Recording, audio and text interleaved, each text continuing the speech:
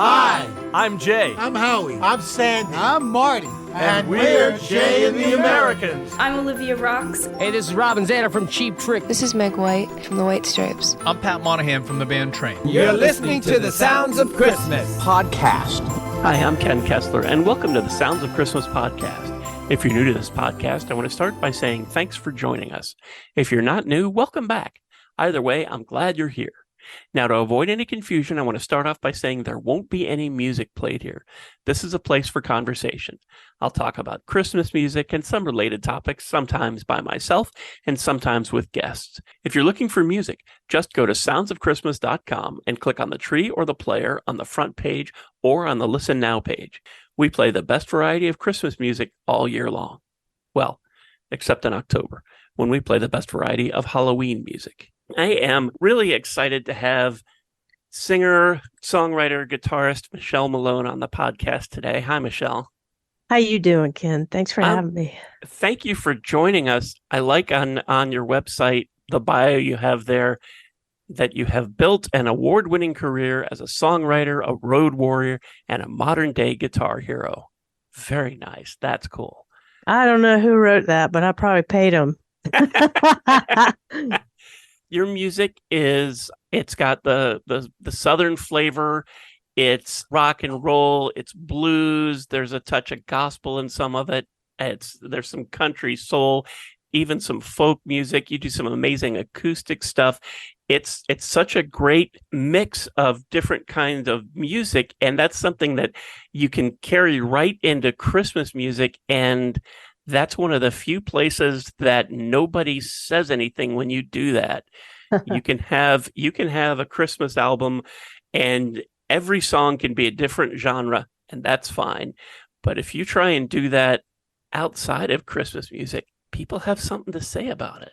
And it's just, I don't know, just one of the things that I love about Christmas music. I had mentioned that you're award winning, and I know that you have won Best Female Vocalist, Best Acoustic Guitarist from Creative Loafing, Album of the Year from Atlanta Magazine, which is very cool. And your music's been in a lot of TV shows, True Blood, Dawson's Creek, Felicity, Brooklyn South, and you have a great love of Christmas music. Yes, I do. I know I moved recently and all my CDs are still in boxes, and I have A Swingin' Christmas in the Attic, your first Christmas album. That was, I don't know if we want to say how many years ago it was, but it was not yesterday. Well, I think on the show, it was a live recording. Yeah. And I think we were concerned with the Bill Clinton election at the time. So it was a hot minute ago. Yeah, it was. And that was when you got on my radar, because I'm a Christmas music junkie. And it was a jazz trio. It was at a place called, was it Eddie's Attic?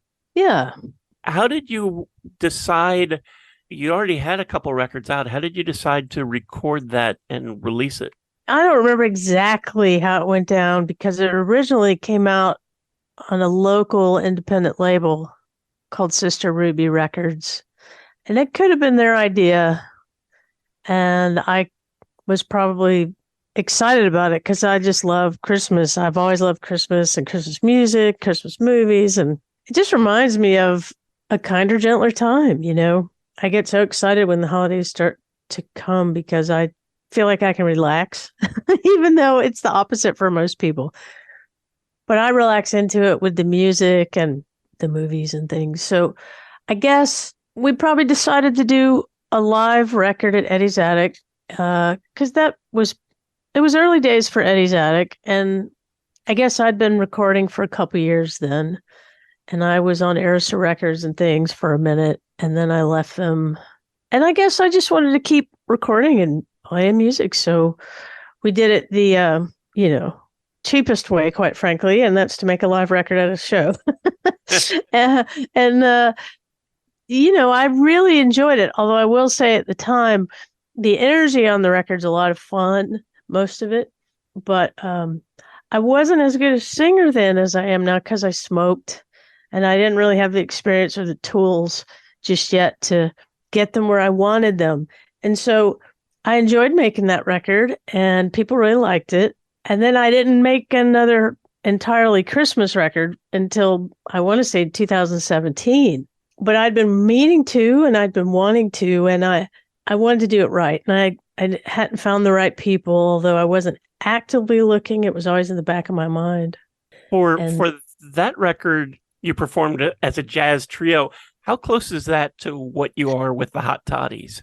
It's similar in a way. I only play acoustic guitar in the Hot Toddies, and the guitarist Doug Keys plays like a hollow body, kind of homage to the 40s, 50s era, and we almost always have an upright bass player. So we're a trio, but it's slightly different. It's a different mindset. I didn't really know what I was doing when I made that first live Christmas record. I was just doing it, right? Mm-hmm. And like I said, I just so much more experience now and have more tools, and I know more people and all that. So I had a really clear vision of what I wanted to do when I started the Hot Toddies. How did the Hot Toddies come to be? You were doing lots of other different things, and it seemed like all of a sudden there are these Christmas shows in Atlanta with you and the Hot Toddies. Yeah, it's a pretty good story. So, but it's somewhat convoluted. Stay with me here. Okay.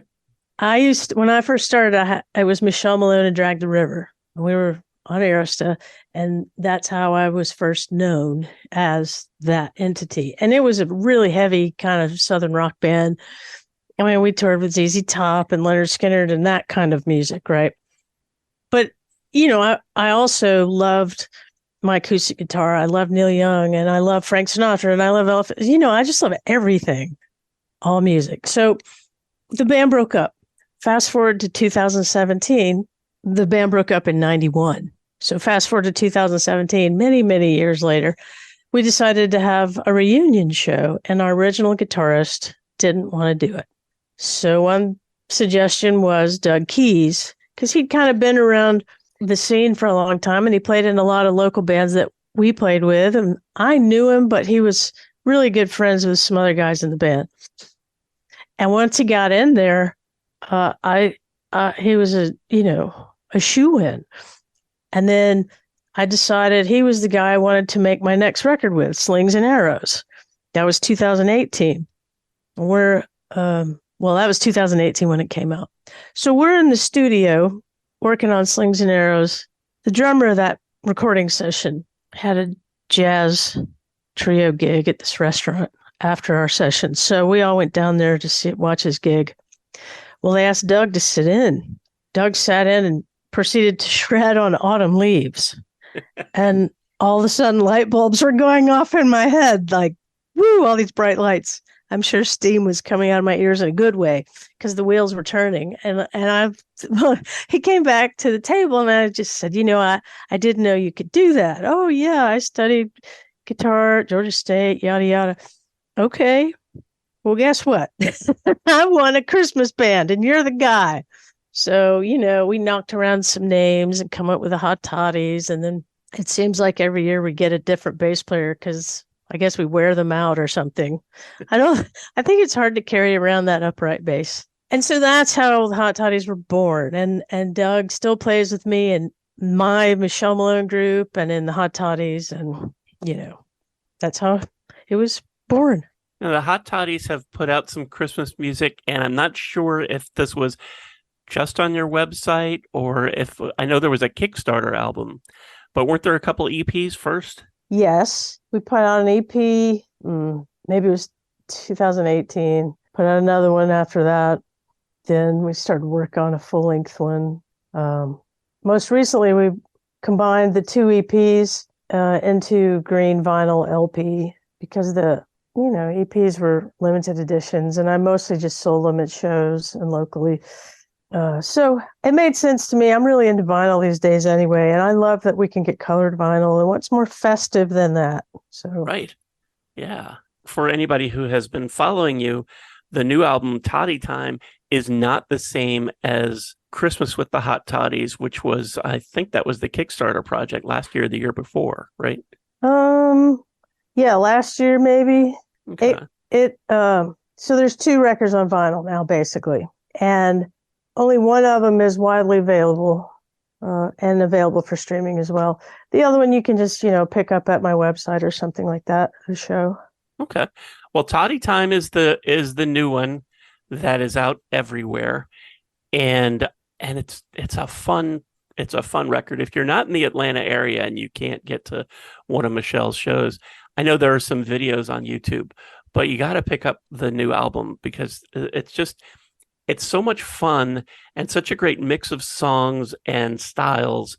Was there a particular thing that drove you to pick any of these songs, or is it just you did whatever came to mind? By and large, I just adore the classic Christmas era of, post World War II up until about, I guess, the very early 60s with Chuck Berry, late 50s. And so I kind of concentrate on that era and I look for songs that just make me happy or that just really touch me. One of my favorite songs that I ever did, not just for the Hot Toddies, but all of them cover-wise, is I sang a version of Count Your Blessings that was in the movie White Christmas. Yeah. And it's so special to me because my grandmother used to sing it to me. Every time I talk about it, I get all choked up. But it's just really special. So I love that. And then while we were sort of trying to find songs to work up and seeing what fit us, what fit my voice, what fit our style, we came up with this amazing arrangement of Blue Christmas, which is really like a dark blue Christmas. It's sneaky and mysterious. So it does really turn me on, Yeah, your version of Blue Christmas is something that I could easily imagine, like maybe Louis Armstrong doing something like that, or somebody in that era, not necessarily the clean cut poster boys for jazz, but some of the guys that you would go to a Smoky Club to see. And that's the kind of thing you would hear. That's the energy that I get from it. And the other thing that I really like about it, and that I like about really the whole album, is that you sound like you're having a good time and you mean it.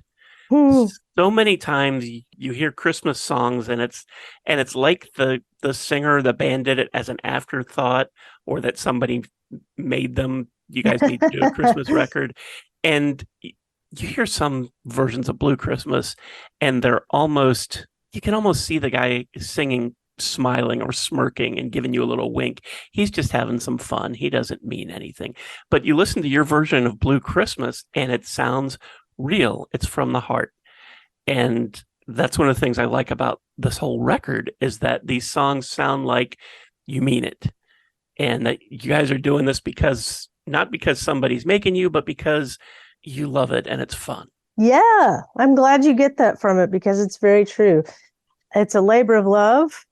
And, you're really only able to play and sell these songs for maybe 5-6 weeks at most, generally less. So, I just do it for myself and for you and folks like us who appreciate my affinity for elf culture.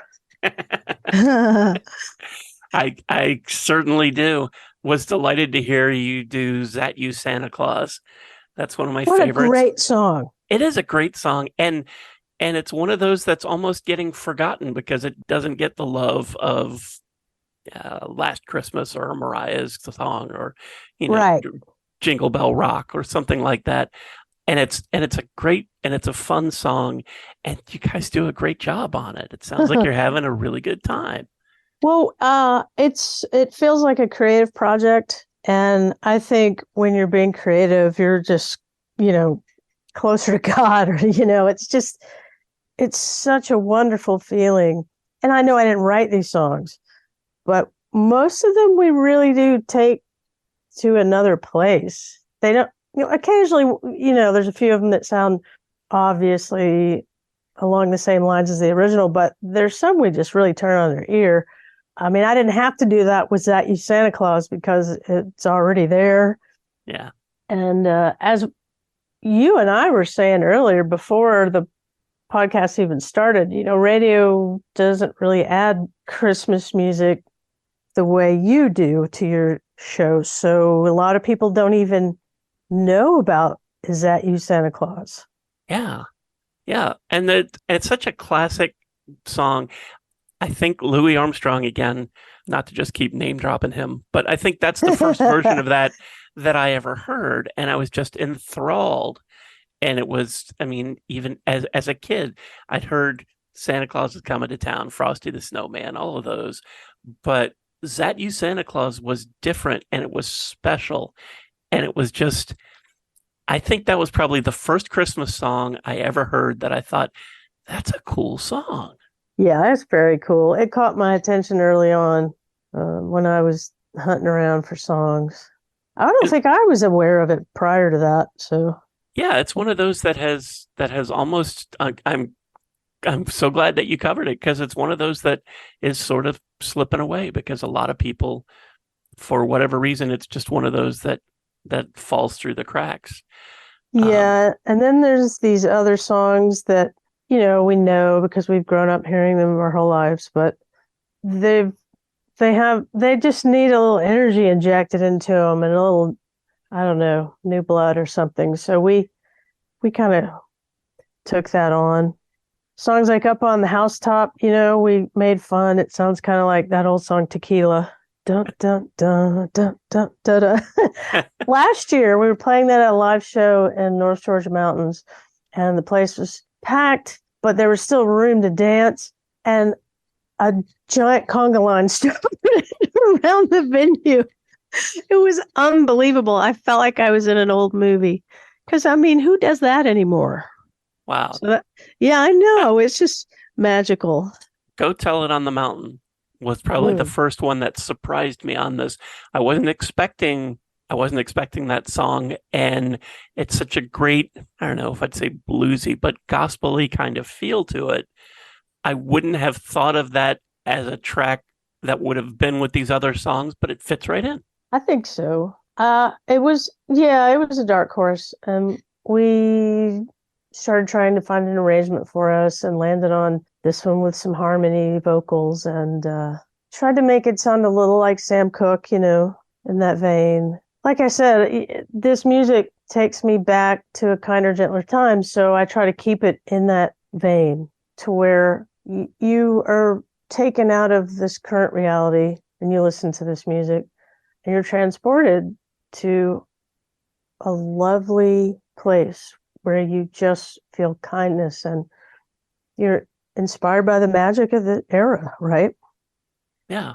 I think if anybody wants to get away, even just for a little while, you stream Toddy Time and you will feel better for it. Silent Night is on here, and that's one of those songs, that and Oh Holy Night are songs that I think are, I often equate them with singing the national anthem at like a World Series game. Oh, yeah, that's not nerve-wracking at all. Right. Well, they're such iconic songs that have been performed by so many, and people are funny about those two songs that they love them, but you have to get them right. And was any of that sort of thing? I hate to think I'm putting this in your head now, but was that anything that you thought about as you decided to record Silent Night? No. Mm-mm. I just kind of go with my gut, and it's such a beautiful, simple song, and it's such a well-known melody. You don't have to do a lot to it. You don't need this orchestra. You don't need a whole lot of instrumentation. So we did it as simply as possible. I mean, everything that Hot Toddies do is kind of trim the fat, because we like to perform as a three-piece. Now live, we generally will have a drum or two, but we like to keep it pared down and simple. So my version of Silent Night is just ba-doom, ba-doom, ba-doo-doom. It's just a little bluesy, jazzy riff, and it makes perfectly good sense to me, and I love it. And it goes over so well live. Oh my goodness. Last year, My mother came to one of our shows and got up and sang that with me. My mother's been a singer my whole life and hers. So it was really wonderful. And we traded verses and vamped on it a little bit. And it's so simple that we never had to rehearse it, you know? So, and that's the point. People should just be able to wrap themselves around these songs immediately. And vice versa. The songs should wrap themselves around the people. Oh, yeah. That's definitely the feeling I get with I'll Be Home for Christmas. Absolutely. You can get lost in that. It always reminds me of, you know, the time it was written in and how so many families were separated by the war, and it was a dream. Yeah, I wish I could be home for Christmas. So here's this song sort of pretending that we're together, and it's heart-wrenching at times. Sometimes before we play it live, I'll tell the story just briefly about how this reminds me of that. And some folks will cry because they remembered their dad or granddad in that time, you know, and being apart from the family. Or they have someone who's not home now, you know, overseas in the military. So these things still matter. They still touch us. Now, this is a great collection of Christmas songs that, for the most part, everybody knows, or everybody should know. If you don't know That You Santa Claus, you go stream it. Go stream it now. But but you also recorded an original, Feels Like Christmas, and then did you re-record it and release it just a few years ago? I did. Originally, it came out, I want to say in 97 or 98 or something. I was on another label that wanted a Christmas song. Like you said earlier, I was forced to do a Christmas song. But they approached me in July and said, we are putting out a Christmas record this year. Can you write something for us? And I thought it was quite a challenge to write a Christmas song in July. So I enjoyed the challenge and just wrote that little ditty. I love that song, and it was only on the compilation record they put out back then, and it's not widely available. So I re-recorded it and just kind of put it out streaming and available on my website. But I got to sing it with the Atlanta Pops Orchestra and the symphony and things. So it's that kind of song, you know. It's a heartfelt, beautiful tune. It has some weird, like, not weird, but something about it to me reminds me of some Burt Bacharach song. I can't figure out what that is, but again, I'm so schizophrenic musically because I do love everything, and you know, I can reference Louis Armstrong and Dionne Warwick and Led Zeppelin in a sentence, and it doesn't bother me at all. Other people, they might get whiplash, but to me, it's all the same. You know, it's just good music. As much as you love Christmas, have you thought about an original Christmas album? Well, I mean, not really. It's a lot of work to write another record because I just finished another one, and you know, it takes me a while. And then you go out on the road and you work it for a few years, and you have 12 months a year to sell a record that is not Christmas. So when you make a Christmas record, you get, like I said, 4 to 6 weeks to do that. Right. It doesn't really make a lot of sense for me to do that. I like to spend my energy writing other songs for other projects, but I'm not against writing Christmas songs. I just don't know how I could sit down and write a whole record of them, you know? There's so many great ones already written that I love so much. I kind of just love trying to reinterpret the ones that exist. I never had a cover band until, you know, the last 5 years of my life. So I'm making my career backwards. But I found a new love for trying to reinterpret other people's songs, you know. I know you've got a bunch of shows with the Hot Toddies coming up in December. For anybody who's listening, who's going to be in or around the Atlanta area, there have to be more songs than this that you guys put into your shows. Is there a possibility of a Toddy time too? I know I hate asking that after this just came out, but anything's possible, Ken. Such is my mania. I can't help it. There's always more songs to learn and arrange and interpret. I mean, I really do look forward to it every year. And usually after December, I'm so tired. Oh, I'm going to take January off. And then the first thing I do is book studio time and get the Toddies in there and make another record to release in December. So who knows what will happen? I used to try to predict these things, and now I just know it happens the way it happens, Is there any Christmas songs you can think of that you wish you had the chance to record, or maybe they're high on your list to do? I think, now don't shoot me. I think that Mariah Carey song is really good. It sounds like a classic Christmas song. Now, the modern style of it doesn't do a lot for me, and there's a part of me that wants to try to see if I can do it in a Toddy way. So I don't know. So far the Toddies have been against it because most everyone is sick of that song, but me, I guess. But as a songwriter, I think it's a great song. I was amazed that she wrote it. Not because she's not able, but because it sounds like it's from, 50 years ago at least. Yeah. It has that wall of sound quality to it. It sounds like Phil Spector and that whole era. Yeah. And it is a great song. I don't want to hear it every hour, which is what a lot of radio stations do, which is why I think a lot of people go, oh, that Mariah Carey song again. And it's so unfair because she's recorded lots of Christmas music, but that's the one that gets played, and it gets covered a lot. And when it first was getting a lot of covers in like the first 10, 15 years, it was a lot of people who were trying to make it the same. And they weren't. In the last 5 or 6 years, there have been some interesting versions that people have done, like what you're talking about, that they've sort of done their own interpretation of it.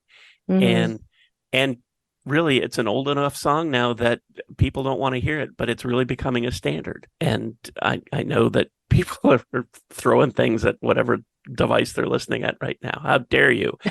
But it is old enough, and it has hundreds of versions, and it just that and Last Christmas. And I know those are songs that people love to hate, but those are big ones.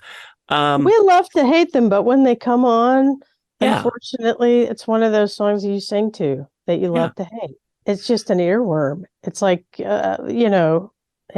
anything.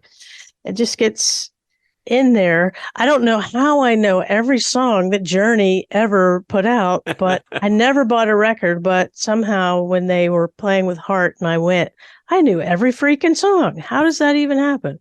They're just earworms, right? And they get played and played. So I think it's kind of interesting to think that maybe I could do a different arrangement of this Christmas song I wrote, Feels Like Christmas. I can arrange it in such a style as the Hot Toddies, but it's got sort of these major seventh chords, and I'm not sure how to get around that. So I've been thinking about that. I'm still thinking about that. We'll see. It seems silly to exclude my own original song from the Toddies, but if it doesn't fit, then it doesn't fit.